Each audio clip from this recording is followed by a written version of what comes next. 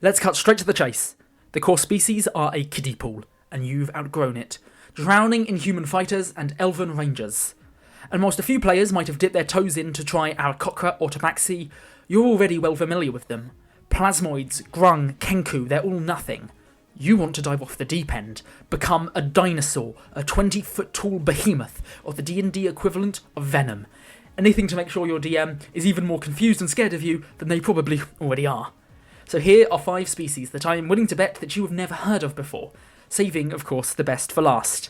And if you know all of them already, then you get a trophy, and your DM gets a free course of Xanax for their troubles. Whilst not all of these species are coming directly from a Wizard of the Coast sourcebook, rest assured they are all at least endorsed by them, and listed as official species, so hopefully there's nothing too unbalanced. And most lenient DMs should be absolutely fine with these guys, but as always, check with them first, and remember that they have the right to veto them, no reason needed. But with that out of the way, let's begin with number 1, Dromius. Let's start simple. Do you want to become a super smart flying dinosaur? That's a completely pointless question, of course you do. You can finally realise every parent's nightmare, bringing Barney to the skies, thanks to the Children of Seth, known also as the Dromius, a race of pterosaurs with some really cool utility options, courtesy of Dr. Drolin's Dictionary of Dinosaurs. Try saying that 5 times fast. They are hyper-intelligent reptiles with perfect memory, and a culture built around gathering knowledge and travelling the world. You're getting a 30-foot fly speed, with the option to wear medium or heavy armour, only incurring a 20-foot penalty if you choose to do so. That alone makes them insanely powerful, seeing as most flying races can't use anything above light armour at all. So from level 1, you're flying about with an AC of 18, a tank with wings. But that's not all, because you're also getting standard ability score increases, the option to replace any one of their other species traits with a feat, thanks to custom lineage, and a myriad of other utilities. Global Migrators gives you automatic proficiency in athletics, so long as you can see the sky, and that is in addition to proficiency in 2 of either Arcana, History, or Religion, thanks to Verbal Culture, which also gives you the benefit of being able to remember every person you've ever interacted with, including their name and face if you knew it. That doesn't sound like much, but can certainly come in handy, and it lets you bypass a lot of history checks to remember crucial information. You hear it once, you know it forever. Lastly, well-travelled lets you instantly know the value of any item you see, no check required, so merchants can't ever cheat you, and you basically get a built-in detector for magic items, as you can see that they are more valuable than their non-magic counterparts. These abilities are quite niche, but have lots of very interesting uses, and if you don't like them, you can pick any feat that you want whilst retaining the 30-foot fly speed. Not to mention, and this can't be understated, you are a dinosaur, what more do you want from me? These guys make excellent wizards or scholarly characters, but their armour, athletic skills, and surprising social adeptness thanks to their memory means that rogues, rangers, fighters, or even barbarians are all very viable choices, making them probably the most flexible flying race in the game. And again, dinosaurs! Number 2, Kithkin. You might look at a Kithkin and assume they fit right in with the rest of the Little Guys Club, with gnomes and halflings and dwarfs. But I'd argue they are far more interesting, because they only look like that half the time. These tiny fellas are psychic beings from the plane of Lorwyn, which, due to complicated magic stuff, transforms from time to time into an evil hellscape called Shadowmoor, and when it happens, Kithkins transform, gaining different abilities and even changing alignment. Now I'm a sucker for any 2-in-1 gimmick, and I can't think of any other species that messes with the alignment system in that way. The roleplay potential here is enormous. You're basically a travel-sized Jekyll and Hyde. By default, both types of Kithkin are considered small humanoids, with a 25-foot walking speed, having a +1 to dex and proficiency in medicine. They are naturally farmers, prioritising peace, teamwork, and trust. They are very tight-knit, so tight-knit in fact that Kithkin can read each other's thoughts. They possess an ability called the Thought Weft, unlimited telepathic communication with all other Kithkin in 50 feet. If you're the only one in the party, it's not that good, but I'm pretty sure some crafty players can find a way to use it using polymorph or something. Their headlining feature, Great Aurora, allows them to swap between their Lorwyn form and Shadowmoor form. Lorwyns get to add their proficiency bonus to hit dice during short rests, and extend that bonus to the entire party. In the right campaign, it's good, but otherwise, it is pretty useless. Shadowmoors, meanwhile, get advantage on visual perception checks, probably the best skill in the game. But more interesting than that is the fact that they go from a suggested lawful good as Lorwins straight to lawful evil when they transform, becoming hyper-paranoid of any other non-Kithkin character, because they are so used to being able to read their thoughts that they are suspicious of anyone they can't link to.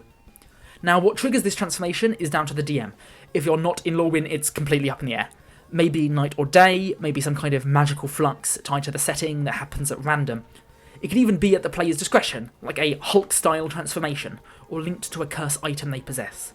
You could do some very interesting things with this species, going from friendly and affable to paranoid lunatic in an instant. And even if mechanically they are a bit underwhelming, the sheer flavour of these guys is enough to make them worth considering. Number 3. Ruinbounds. I am in love with this species at the moment.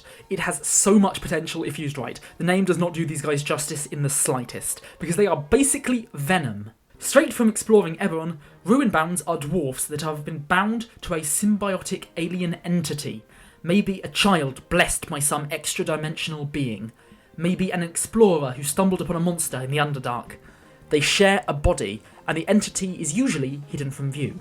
What it is or what it looks like is down to you and your DM, but the symbiont is known to cause physical mutations for the dwarf, such as transparent skin, strange coloured hair, additional joints in the body, Maui-style living tattoos, or cravings for strange burnt food. You can do so much with that, not to mention the abilities themselves.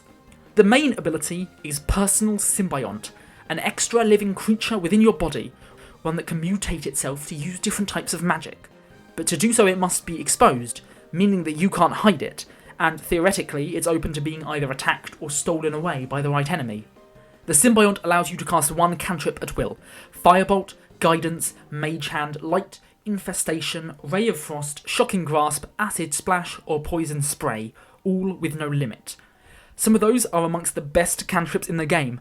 For martial classes especially, Firebolt is an amazing option, whilst Guidance, Light and Mage Hand are all just great utility to have as well. And you can change which one of these cantrips the Symbiont can use at a long rest. These powers are interesting, but the real attraction here is in the roleplay. You get another character whispering in your ear, and you and your DM can take that in so many directions. A paladin fighting with a devil inside their own body. A bard and their alien sidekick comedy act. A warlock slowly becoming the vessel for their own dark patron. These are strong concepts above all else, and I can't help but adore this species because of it. Whether you choose to try and conceal your true nature, or risk exposing the symbiont, oh my god, I actually just need to do a proper Runebound characters one of these days. On to number 4, Dara. Hailing from Obajima, these funky one-eyed megaminds are known as the Dara, and yes, both of them are Dara. They come in both strawberry and blue raspberry flavours, allowing you to choose not only your size, but number of eyes. They're mystic wanderers attuned to the magic of the world, so much so that when they die, they just put their soul in a tree, and a brand new Dara pops out not too much long later. Somewhere between reincarnating and recycling, I guess. Dara have two main abilities, both with a lot of interesting uses.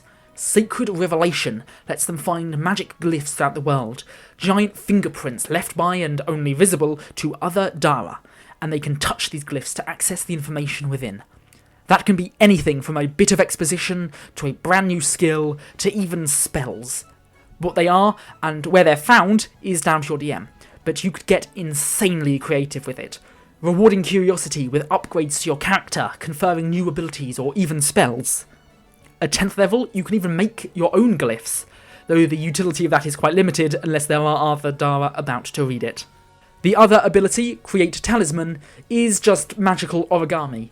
Take some paper and as an action, make a talisman that gives a benefit to the player holding it for 1 hour. The Sun Talisman gives a single use of dash or disengage as a bonus action.